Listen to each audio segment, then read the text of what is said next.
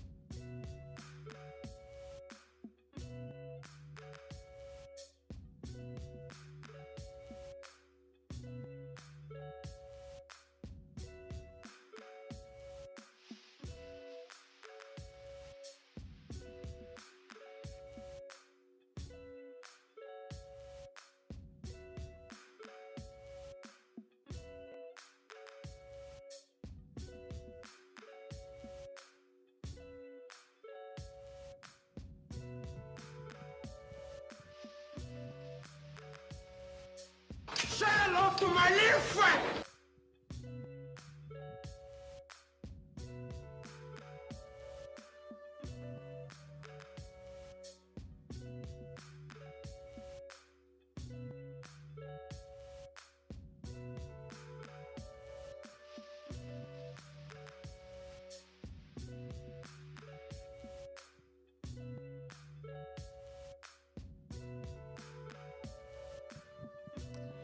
Welcome back. Welcome back to the Villain Reports, where we don't sugarcoat a damn thing. I am the 313 villain, Russell Wayne, the UDFA of sports podcasting, the unwanted, with no draft hype, no silver spoon, just a super fan with a microphone talking about his favorite Detroit sports teams. Now, you don't have to like me, but you're damn sure gonna feel me. And today it's Hump Day! And the Detroit Lions are rolling into Arrowhead to face a desperate Kansas City Chiefs team. And that's a desperate Kansas City Chiefs team that needs a win. So we're going to break down Lions defense, to me, on the verge of a full-blown breakout. Also, ascending players who are turning heads every week. And how Detroit matches up against the wounded but dangerous Chiefs squad. Oh, and how about those Tigers? We're going into an elimination game. How y'all feel about that? And as always, the mic is open for people. Drop your takes, your questions, ideas in the comments. Let's talk grit, growth. Let's talk how Dan Campbell's crew plans to storm the kingdom. This episode is brought to you by Fanatics.com. That's right.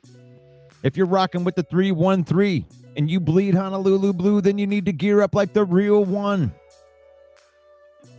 From our official merch partner over at Fanatics. We're talking Lions jerseys, blackout hoodies, throwback Tigers gear, WWE gear, Red Wings drip so icy that it should come with a Zamboni. So here's what you do. You go into the comments. You click that link. You can save up to 25% off of your order from our affiliate marketing partners at Fanatics.com. Every click supports the channel, the page, and lets the world know that Detroit fans do it bigger.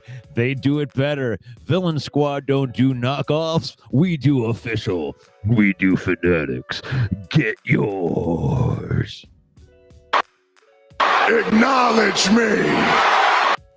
All right, man, 83,000, 84,000, approaching 85,000 followers on Facebook. Thank you to everybody that likes, comments, and shares. If you're a fan of Detroit sports, you should be following this page. I'm the UDFA. I'm the blue-collar guy right here, and I think I can relate to you guys. I'm on YouTube at 313 Villain Squad. That's right. Thank you for helping me hit over 1,000 subscribers on the YouTube page. I appreciate you guys. We are approaching 85,000 on our Facebook page. Appreciate you. We are storming the castle of 100,000. So thank you for being part of the takeover. So Facebook, YouTube, X, TikTok, wherever you scroll, the Villain rolls. Connect with me on all platforms. It's faith, family, and then football in that order. We use football to spend time with our family, create the memories. Don't let football use you. And welcome to the program. Let me get my background. Oh, shit, I got to get the other background in there. Yeah, it's good to see y'all in here. I'm going to say hello to everybody here. Say hello to my little There we go. Who do we got in the comments here? I gotta bring that up. Okay, I need to see that. My eyes. While it's loading, I can see Mark Orlando's in the house. You like that? You like that?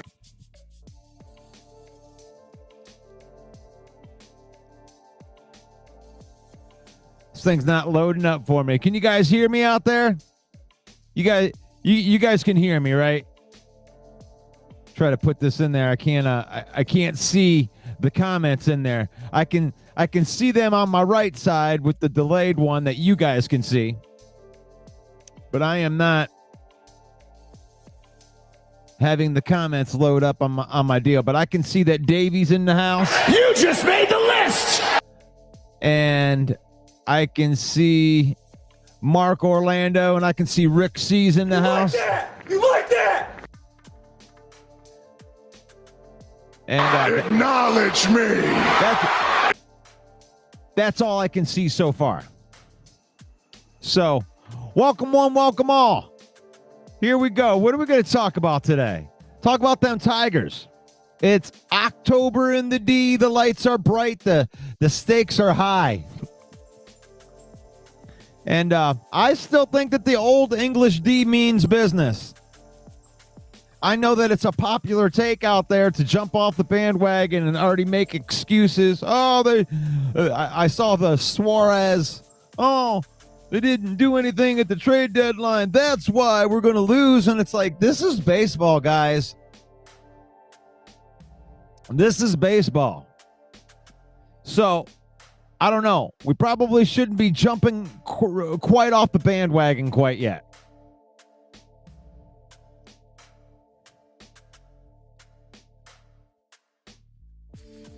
So I'm going to say this. I'm seeing a lot of smart guys out there throwing out their spoiler alerts again, like they didn't just watch the Tigers humble Cleveland and make every expert eat their words.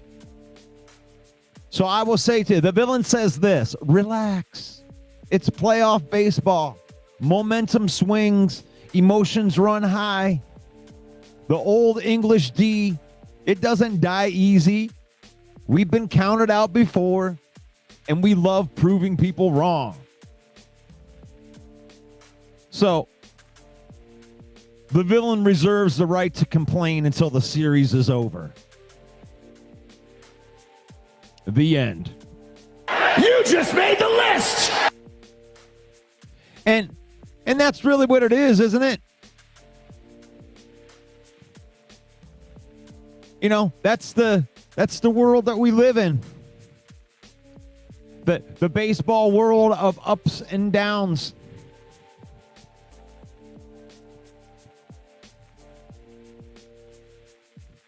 And that's okay.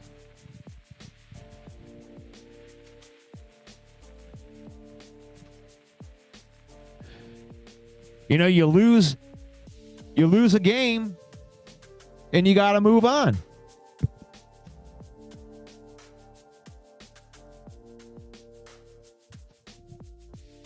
It's a lot like QBs, because QBs have to have a short memory. QBs have to have a short memory, you know, especially after throwing like a pick six. You got to go right back out there, and you got to put yourself right back out on the offense. And the Tigers got to do the same thing. Because you got to look on the bright side of the Tigers. Because if they can win, and then they can force a game 5, you got Scooble's going to have another shot.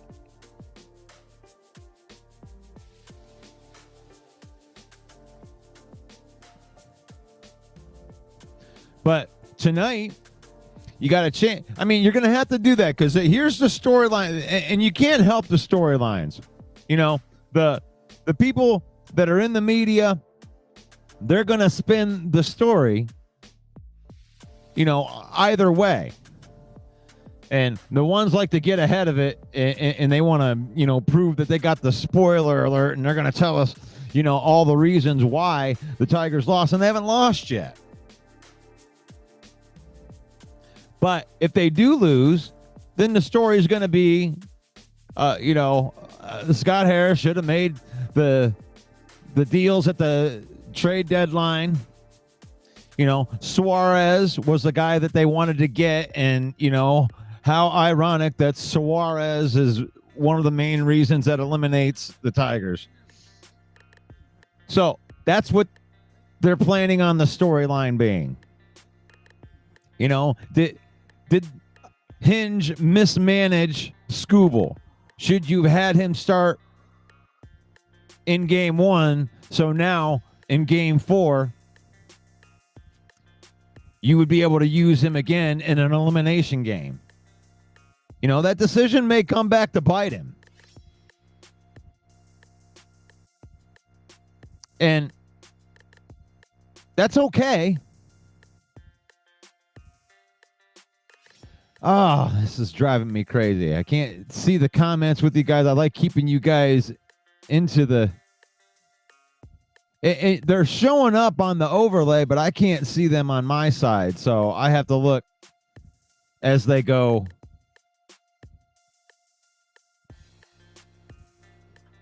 Come up through there. So I can see that Steve is real. Yeah.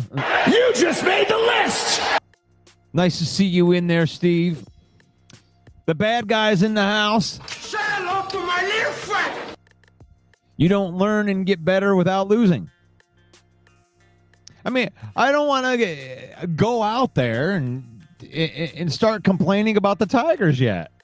You know, they lost 13 of 16 games down the stretch.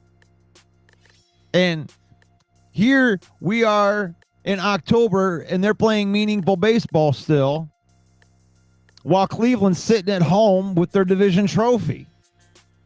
At this point, it's a participation trophy. Yay! You won the division. You know, it's just like they made fun of us last year with the Lions. We won the division. We had the 1 seed. Well, what'd you do with it? That doesn't mean anything. They're little sheets of paper and trophies. Whatever. What are you going to do? But the series isn't over yet. They go in there, you got to take it 1 game at a time, right? 1 game at a time. So they're in a must-win game. Let's see who the Tigers are when their back is up against the wall. Is it going to end like so many other series have ended this year, coming down the stretch? No pitching. You can't get your good pitching any help with the bats because you can't hit. Is that going to be the story again?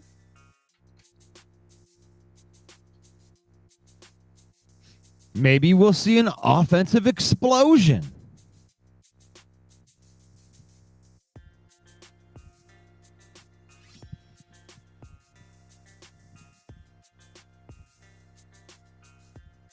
So I'm not giving up on the Tigers yet. I'm not going to complain about the Tigers. You know, complaining like the Tigers at this point is like complaining about a win. And the villain's advocate, if I can play villain's advocate, I don't say devil's advocate because I'm not a devil. I'm a villain. There's difference. If I can play villain's advocate, it's silly to go back and complain when your team wins and go into that win in the ebb and flow of a game and go take out a piece that you don't like and then complain about it. Like, that doesn't make any sense to me, because every game has an ebb and flow. And, you know, if like relate that to boxing. Like, it's like the boxer wins by a knockout, right?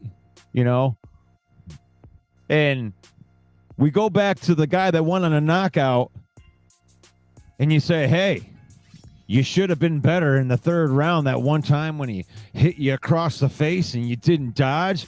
You could have moved under. You're going to have to get better at that, or you suck. It's like, I won by a knockout. What do you want me to do? You know, there's an ebb and flow of the game. You got to remember that the people on the other side of the field, they're also professionals. And, you know, over managing, you know, in this case, you go into the Seattle series and go, oh my gosh, what they should have done in game 3. Man, they could have did this. You could have started Scoop. You could have not. It's like, you got to let the story finish first. The series isn't over yet. It's not a 1-game series. It's a 5-game series.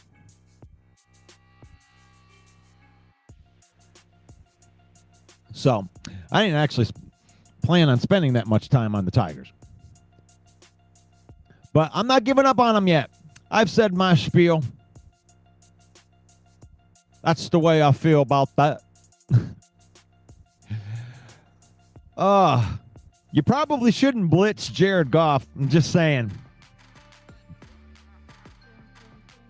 Jared Goff versus the blitz this season. This is crazy stat.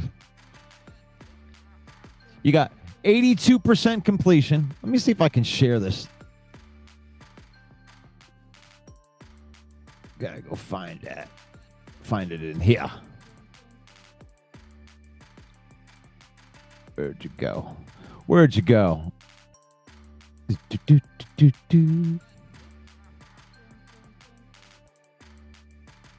Yeah. Come on. There it is. All right. Let's see if I can share that with you. Yeah. Goff has been a beast this year against the blitz. Can you guys see that? Let me see what that looks like. There you go. That's a beast man right there. Goff versus the blitz. 82% adjusted completion. 410 yards. 5 touchdowns. 0 interceptions. Look at that. 143.6 passer rating.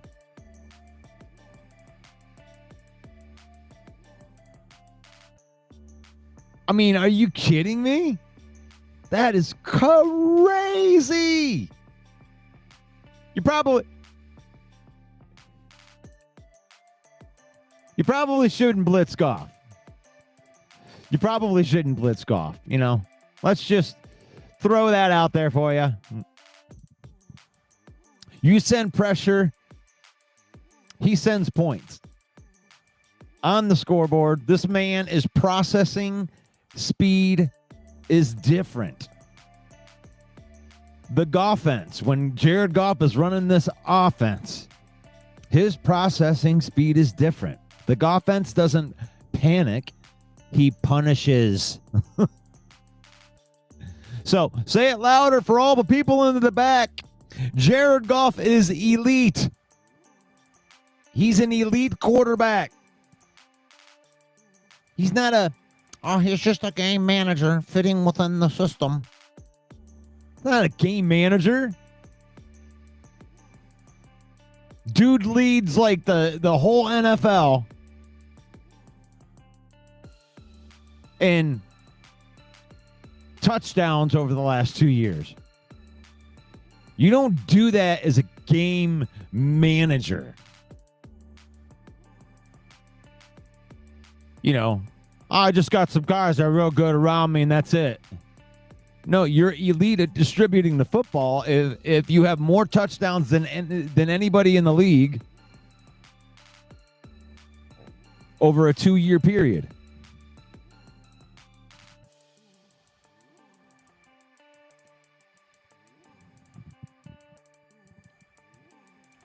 And he's done it in the playoffs before, too. He's played well in the playoffs. He played well in the NFC Championship that they lost.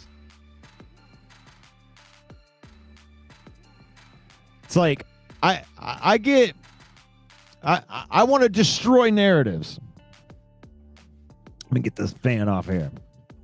My background's all jacked up. I'm usually better at this. I usually have it all set up. There we go. No, but Jared Goff is elite. I'm here to destroy narratives. That's what I do. It is what it is. I mean, what do you want to say? Since 2023, Goff has 79 passing touchdowns, tied for the most in the entire NFL. Let that sink in.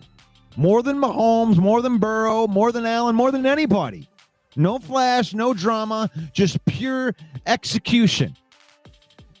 Goff's precision and leadership have turned the Lions' offense into one of the most efficient offenses in the entire NFL. He's not managing games. He's mastering them. The Goffense is open for business, baby. You just made the list! Then Sunday Night Football just got real. It's Jared Goff versus Patrick Mahomes 3. You like that? The Lions sitting at 4-1. The Chiefs trying to climb out of a 2-3, whatever they're in. And the stage couldn't be bigger. Sunday Night Football, prime time. Bright lights. The whole football world watching. It ain't just a matchup, it's a measuring stick. This is a desperate Chiefs team. This is a desperate Chiefs team. And I don't know how dangerous that is yet. You know? I mean, you got out-dueled by Trevor Lawrence and the Jaguars, and the Jaguars look pretty good.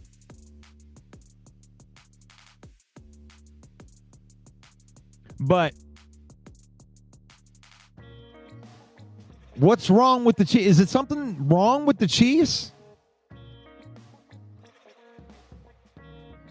I mean, they talk about Super Bowl hangovers, but when you go to 2 or 3, maybe it just took longer for the hangover to set in.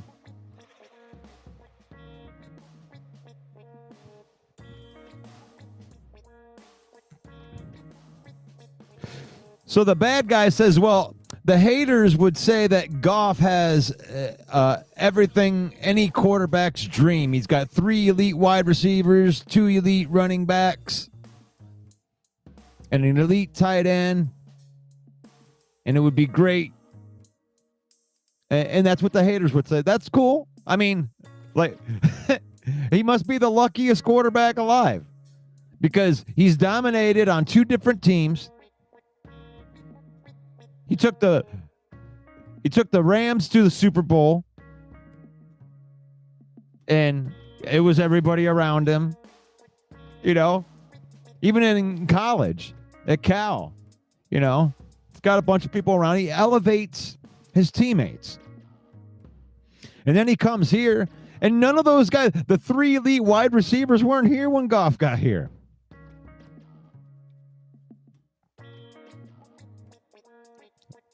Goff had to work with a guy like Amon-Ra St. Brown in the beginning, and they built chemistry with each other. Amon-Ra St. Brown's success is Jared Goff's success. People act like it's a one-sided argument because it doesn't fit your narrative. Goff is elite. He's elite because you still have to distribute the football. If Goff wasn't like elite, then it's like, look at what just happened with Jake Browning, right? I mean, some would say that T. Higgins, Chase Brown, and Jamar Chase, those are elite playmakers. Well, anybody can just get an offense going, right? I mean, could anybody just step into the job over there? Is Joe Flacco going to go down there and start slinging it just because there's good playmakers? Maybe. The bottom line is somebody's got to throw the ball and get it there. Goff isn't some dink and dunk quarterback that just throws it to his running backs all the time. This dude throws highest completion percentage in the league, and he's throwing the ball downfield.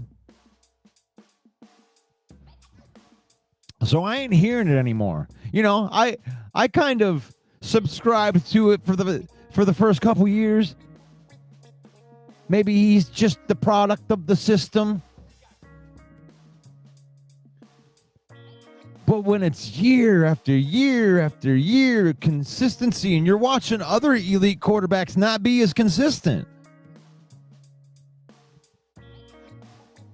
at some point in time, you got to give him some credit. And not that bullshit credit. Oh, yeah, but then everybody's trying. No, he's the one of the best quarterbacks in the league. He could go onto any team and help it be successful.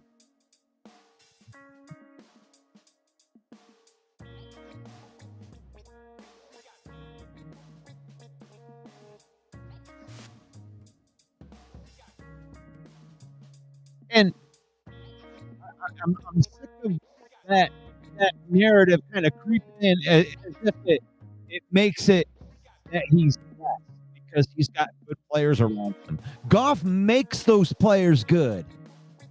The offensive system and the spacing, good route running, blocking downfield. Yes, it's a well-oiled machine.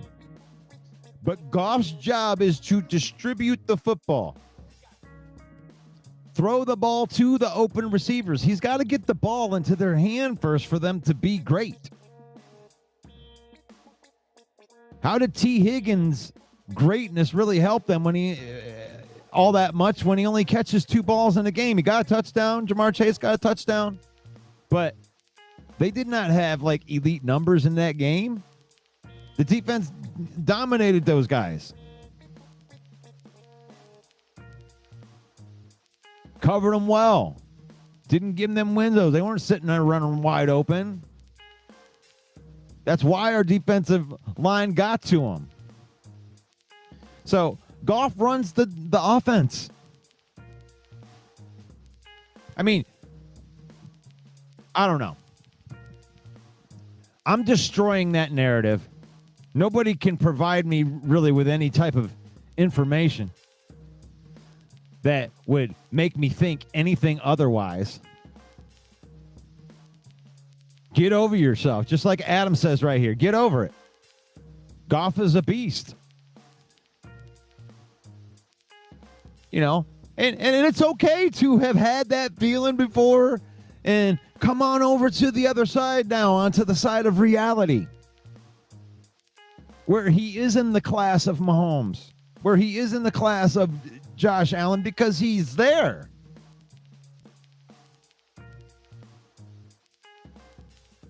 He's at least there with Josh Allen. Josh Allen ain't won nothing either. I'm telling me Josh Allen's better just because he can run. Goff's throwing more touchdown passes.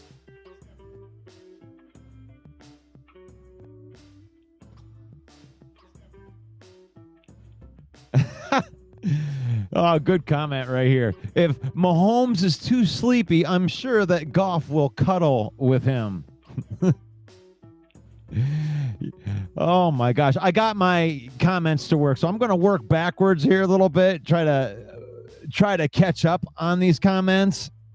At least, you know what? I'll just kind of go through and say hello to everybody since I got this thing to reset, you know. John the bad guy. You like that? That's right. Rick C. Davey. You like that? Man, I love that you guys come on here every day. Becca, what's up? You just made the list. Tigers got this. Yes. Steve in the house. You like that?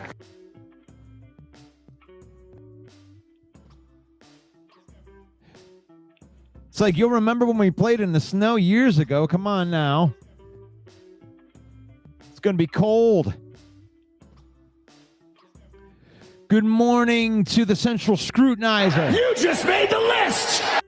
Yeah. Seattle has the best pitching rotation. You just made the list. You know, one of the things that, you know, it's a comment on that a little bit about the baseball.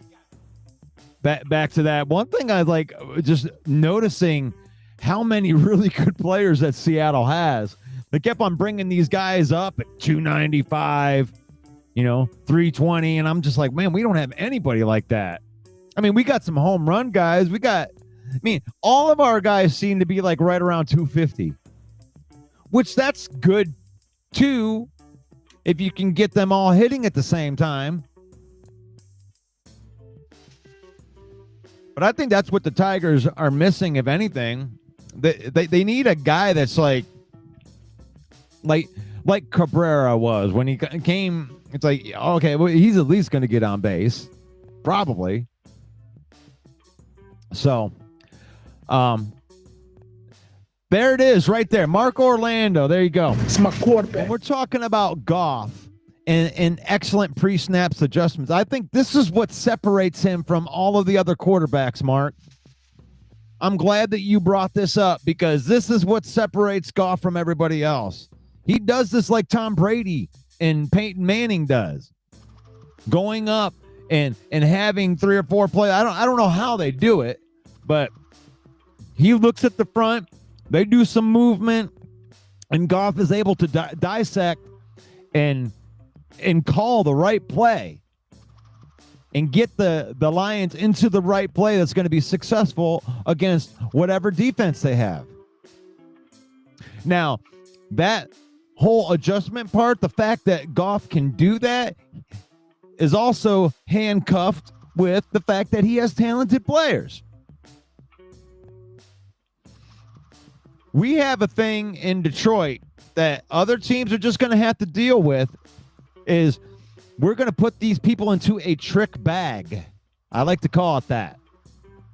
You put them into a trick bag because they can't get out of it. Like if you try this, we're going to do that. If you try that, we're going to do this. You know, if you're trying to stop Jamison Williams, and this seems to be a common theme too. People don't like getting beat deep. So usually you got a safety over top and you're trying to stop Jamison Williams from getting you deep. But when you do that, you're opening up the middle of the field for Sam Laporta and Yak Monster Amon-Ra, the Sun God, St. Brown. You get one or you get the other. You start loading up the box because you want to stop Gibbs and Montgomery. Well, that's when he takes the shots in the turkey hole and the shots downfield. Because if you bring those guys up to the line of scrimmage, well, then you got to deal with our speed. Speed in the seam. We got speed everywhere. So our offense can put teams into a trick bag. You got the running game, and that's where we're set on. We want to run the football. But if you force us to pass, we could pass all over you. So Goff runs that, and his pre-snap adjustments, getting the Lions into a play that's going to be a positive play, he does that better than anybody in the NFL. Better than anybody. That's his superpower. You know, Mahomes runs all over the place and does Houdini shit. Goff just gets you into the right play. He outsmarts the defense. Work smart, not hard. Get it to the right guy. Get it to the quick guy. And then let our awesome downfield blocking, best blocking wide receivers in the NFL take care of business. That's part of the reasons that our running game is so damn good. You know, there's levels to the running game, right? You know, when you got good blocking on the line of scrimmage, then you can get your running backs to the second level. You know, and maybe he can make a move, get to the third level. But most of the time, you know, the safety's going to be able to come in and clean that up. And even really good runs, you can get 12, 13 yards, and you'll take that. And that's where most, that's a level. But there's levels above that.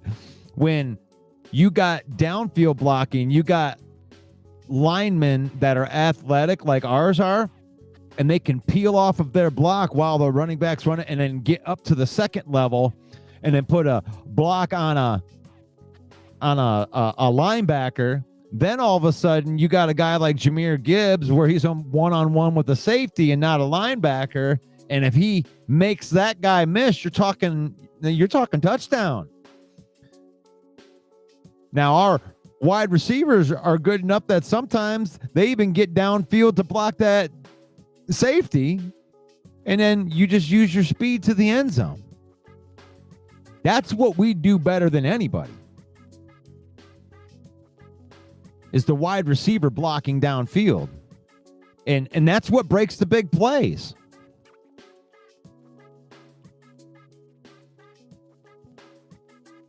I mean, any running back can make they're all good enough to make you miss. But the less guys that you have to make the miss, because they're bothered by one of our blocking wide receivers, it's like, he gone.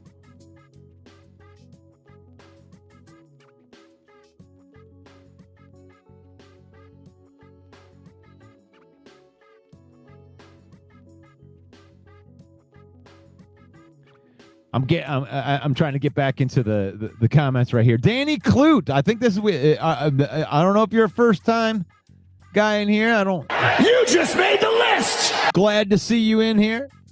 It's going to be a QB showdown. It's going to be a QB showdown on Sunday.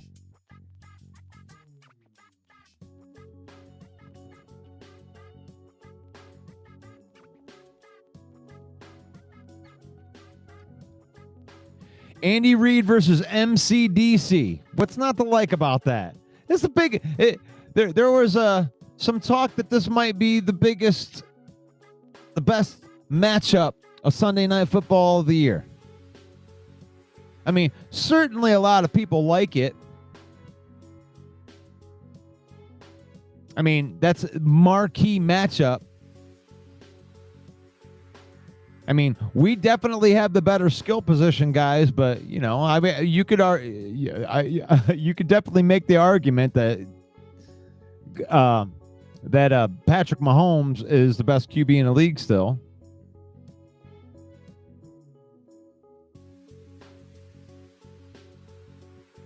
But he has bad games too. I mean, he threw a pick six on his own goal line. If Goff would have made that throw and it was a pick six return for a touchdown, we'd be crucifying him. They ain't crucifying Mahomes. I mean, he could bounce, you know, they give Mahomes a pass. But he has won Super Bowls. But I'm just saying, the media looks at things differently. Because if Goff makes that interception and they lose the game in that fashion, this media here in Detroit, man, we freak out, man. We're over scrutinizing last week's win. Imagine what they do to the loss.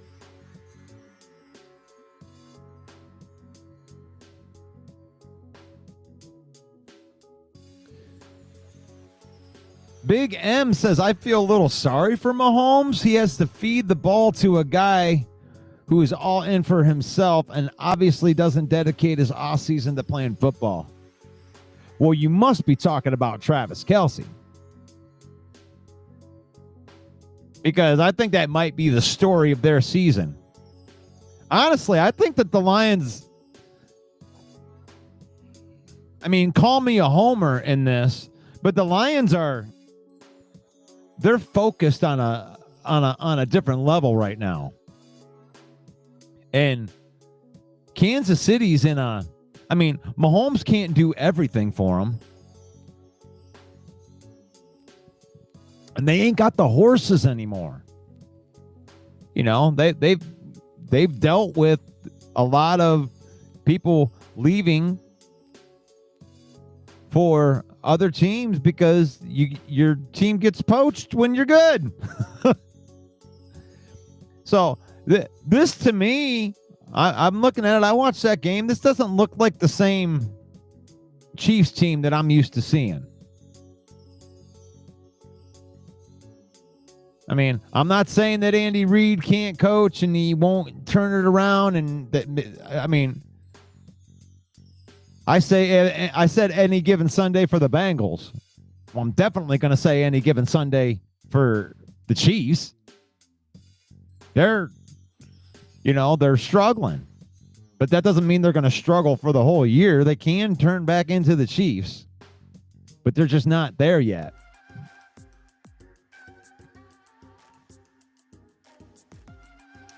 Wow, Steve, are you surprised? You just made the list. Kansas City 2-3 and the Lions are 4-1. Kansas City is giving the Lions 2.5. Go figure.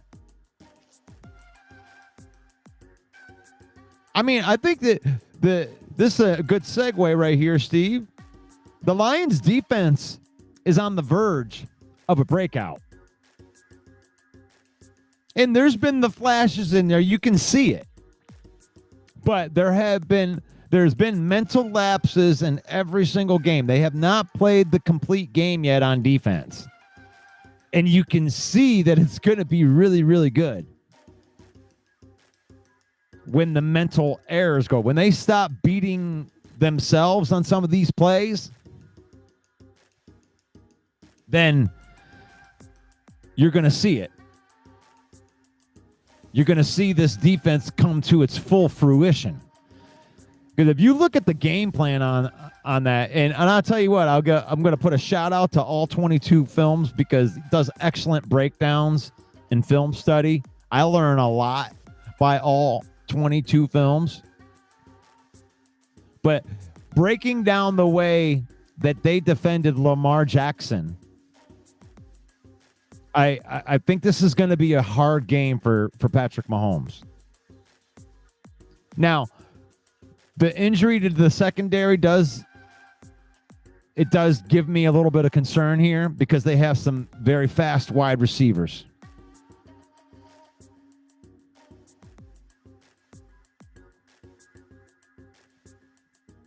But I think that the way that they attack Lamar Jackson is going to be similar to the way that they are going to go after Patrick Mahomes. Now, this style doesn't work unless you have an elite pass rusher, and then you can get pressure just with your front four. Because now you can dedicate, a linebacker that even if you're playing man, that can keep his eyes on Patrick Mahomes the whole time, just like they did with Lamar Jackson. That was the problem. He couldn't get himself going. Like the minute that Lamar Jackson started to try to run, you already had a guy that was on the spy. And it wasn't just a traditional quarterback spy. It was like something that was decided pre-snap. That based off of their defense, whatever alignment that they would come in, they would know which guy was supposed to spy the quarterback the whole time. and you wouldn't know it until the snap started. And I thought that's just like that's really cool to pass responsibility down, knowing, okay, I'm going to have to cover these people, get in the right alignment. And that comes with versatility. That the reason that they can pull that off is because, Derek Barnes can play the end position or the outside linebacker position, or he can cover somebody coming out of the backfield. And the defense is so good that they get in whatever alignment that they're trying to get into, but the responsibilities would change based on what the offense shows them. And really cool breakdown. If you get a chance, go and check out the Baltimore Ravens and the Lions review tape on all 22 films. I should have had the link ready for you so I could throw it up in there.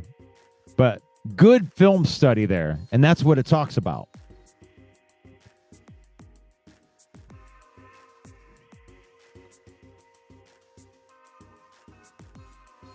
The bad guy says that the Lions are slowly becoming one of the greatest offenses of all time, and we need to stamp that as being one of the top 5 greatest offenses of all time on that Lombardi trophy.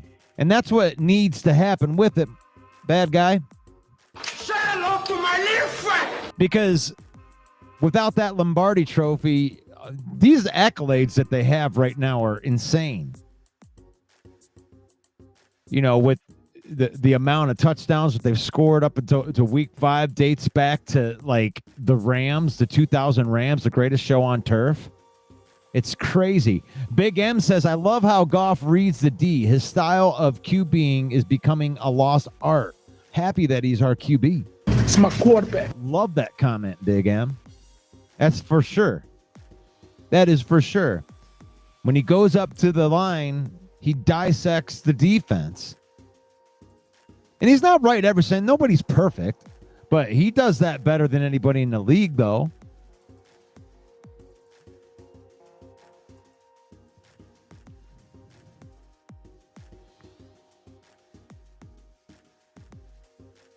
Adams, he's loving that Stephen A. Smith love.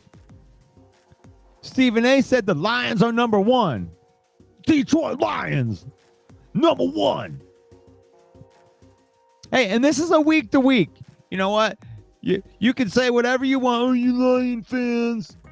Oh, you guys, yeah. It's week, yeah. Look at you guys doing it. We're not doing a touchdown dance. This is a week to week business, bro.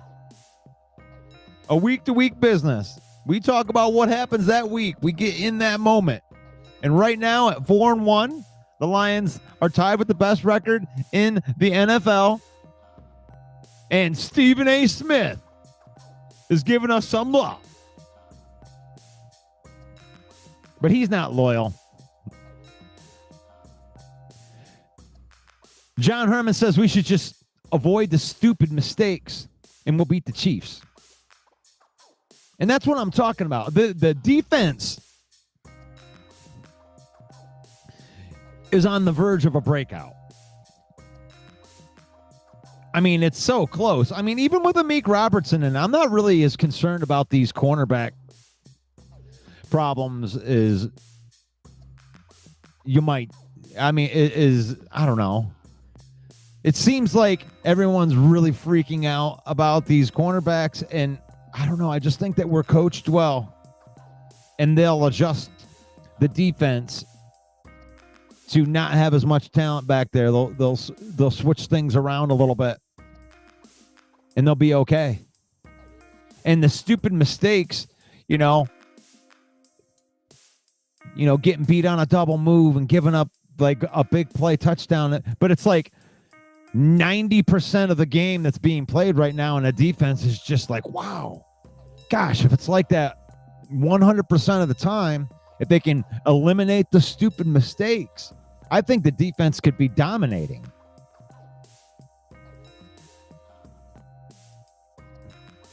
I mean, if you got a good pass rush and you're able to get pressure with 4 people, you don't need you need cornerbacks if you're getting to the quarterback like that. And we're sticky on the quick stuff. We eliminate the quick stuff. Like the people just trying to get rid of the ball real quick and avoid our pass rush. We play a defense on the back end that counteracts that. Now, we may get beat on a big play. And I guess that's the bad part of it. But a complete game is coming, John. I do believe that.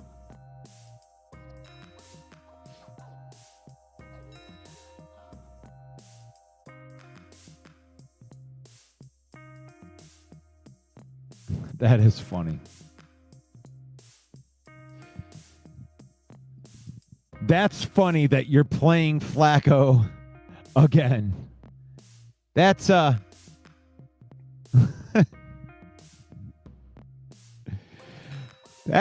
point that Flacco is the new dinosaur in the group.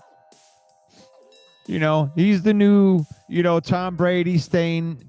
I mean, you can't kill Joe Flacco. It's my quarterback.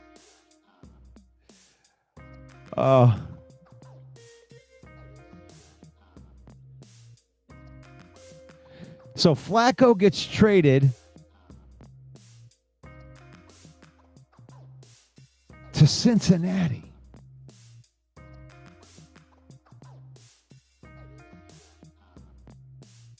They've given up. They've given up on Mr. Browning. Is that what they did? I don't know a lot about that. Lions should be giving them at least 3 points, not KC giving the points. Why should the Lions give KC 3 points? Kansas City's not better than the Lions right now. What are you, crazy? KC just lost to the Jaguars. Well, I mean, are we still doing this with Kansas City? I mean, to me, maybe the betting will change a little bit on that, but the Lions should be getting points in this game. The Lions are the better team.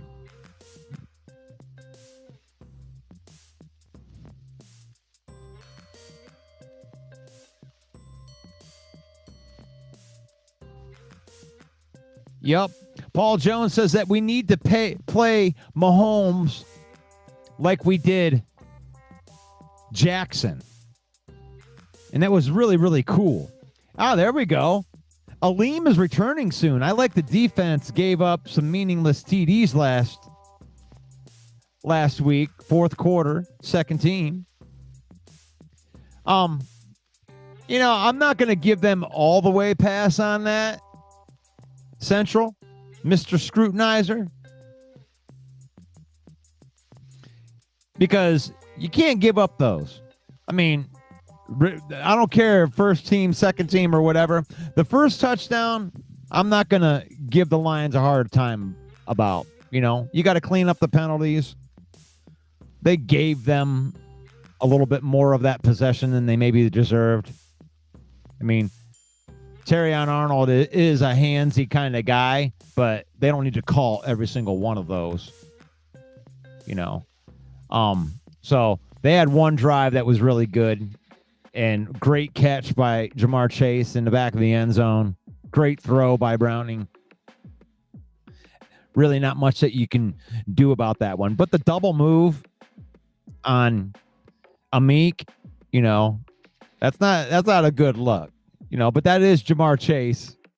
And, he leaves a lot of people on skates. But you don't want to get beat like that. Those are the ones, that Mark Andrews end of the game touchdown. It's like, remember back to 2023. It's like you don't want to take any of that for granted. Teams can come back. And, I don't want to take any chances like that. Just finish them off. Now, we are missing our top two cornerbacks, like the bad guy says. And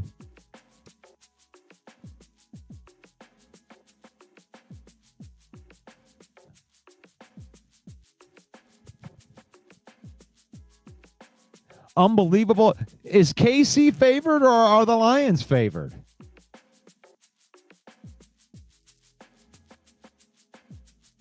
I thought that the Lions were the favorite in the game. Now you guys gonna make me look this up. I'll look it up. Got to log in to my DraftKings account, and I want to figure it out. NFL Week 6. Let's see.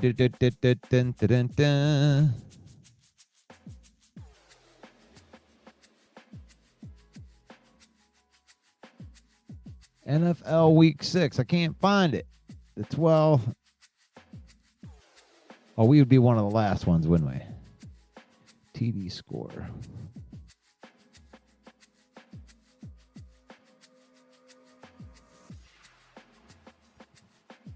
Well, damn it. Where's it at?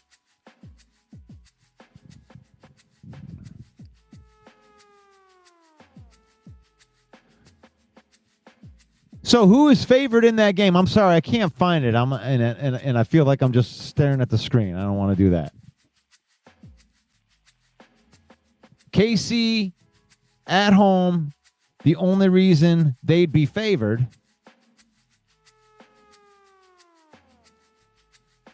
KC is giving the Lions 2.5 points. Oh, okay. Okay. All right. You're giving us the points. Got it. Yes. And you didn't say it. You typed it, and I misread it in my head. So Mark says that it's 1.5 on one of them. So KC is favored, but that's not uncommon as a home thing. And I think that money may change. I think there's going to be some people that are going to put some money onto the Lions in this game. Mark Orlando says that it is Mark Orlando said ESPN has is at 1.5. So it could be changing, and it could be changing, and it could be different from site to site too.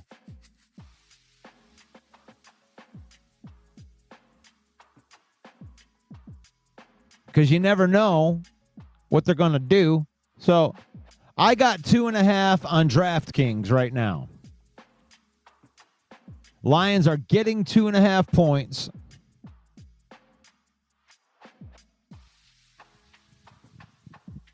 So if you actually believe that the Lions are going to win the game, I'm going to put some money on it. I got my DraftKings account. I'll throw in my little parlay.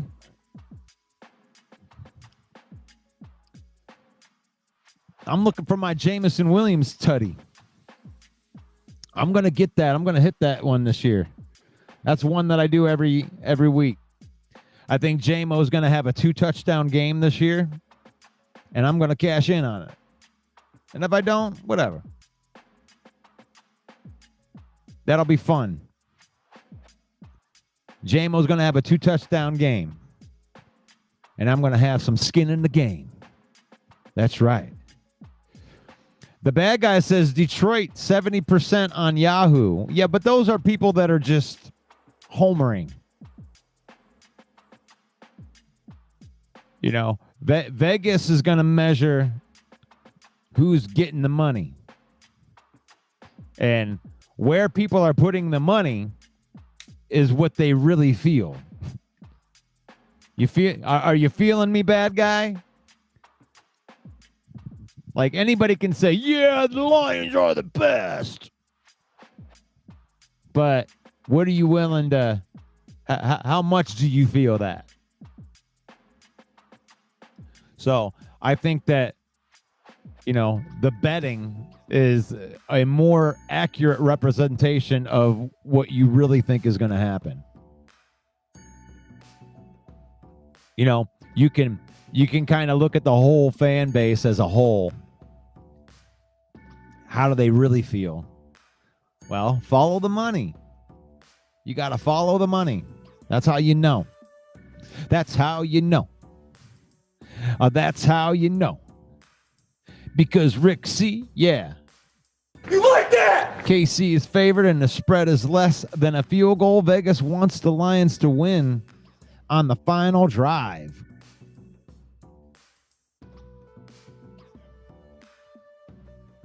Yeah, this is an important game. It's more important than you might think, because these type of games are the games that are in the back of a lot of Detroiters' minds as a game that was marked as a loss. When some of the people were doing their 10-7s and 9-8s, a lot of these tough games, like what they said, Baltimore, and Cincinnati would have been on that list as far as if Joe Burrow was in there at the beginning of the season. You know, Green Bay was on there as a possible loss, and they did beat us. And then now you got KC, you know, tough team. And then you got to go to Tampa Bay, tough team. And you got to play Philadelphia. Yeah. You got to play Washington. I'm going to that game. I'm going to Washington. So the schedule is hard, but you got to win these games.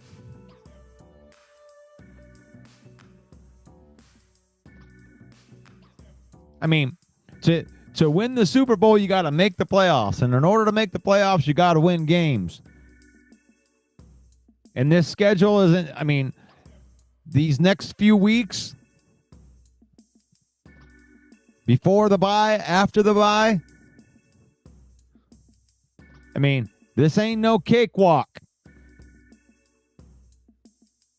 The Lions got some tough games coming up. And in saying that, it's like you can't be scared of any of these. There's none of these teams. They could win every one of these games. But they could also, I mean, you could lose to the Chiefs, you could lose to the Bucks, you can lose to the Vikings, you can lose to the Commanders, you could lose to the Eagles, the Giants you should beat, and then the Packers come to town, the Cowboys you should beat, and then you go out and face the Rams, and the Steelers you should beat. And then you got Vikings and then the Bears. It's like there's no breaks on this list. You know, you just got to win the next one. You got to win the next one. So, I love it. You guys, you just made the list. Trim Reaper making it in by the end. I like it. I like it a lot. You like that? Thank you guys for being part of the show today. This show brought to you by our favorite people over at fanatics.com. Let's see if I can say this like my I need to be like cheesy car salesman right here. All right. Yeah, this episode is brought to you by Fanatics. Yeah. If you're rocking with a 313 and you're bleeding that Honolulu, then you need to gear up like the real one over at Fanatics.com, our official merch partner. And I'm talking Lions jerseys, blackout hoodies, throwback Tigers gear, WWE gear, Red Wings drip so icy that it should come with a Zamboni. Here's what you do. You go into the comments and then you hit that link right there. Save up to 25% off of your order from our affiliate marketing partners over at fanatics.com. Every click supports the channel. and lets everybody know that Detroit fans do it bigger and they do it better. The Villain Squad don't do knockoffs. We do official. We do fanatics. Get yours.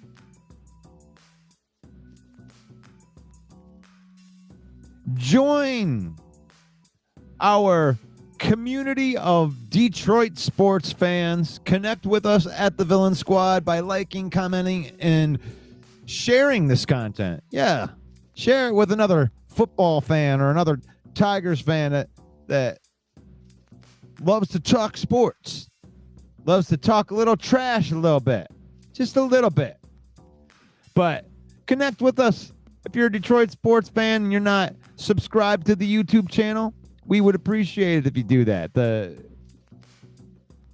Facebook page, we're approaching 100,000. Help us storm the gates of 100,000. Let's do it.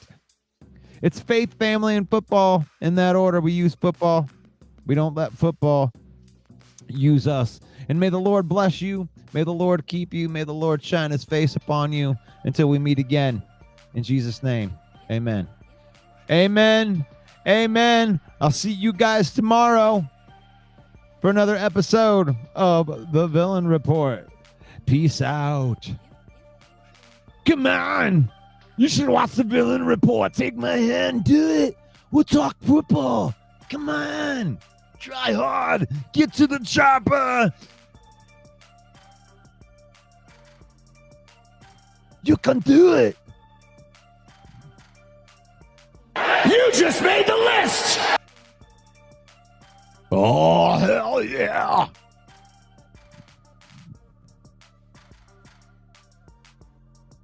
I think I am going to do a watch party this week. Just to throw that out there if you're still listening. I'm going to do a watch party. And I'm going to take that advice. And I'm going to do a musical halftime show. I'm going to make some media about that today. But I think I'm going to do that. So join me on the watch party for Kansas City. The Villain Report. Doing a little special. Doing a little experimentation.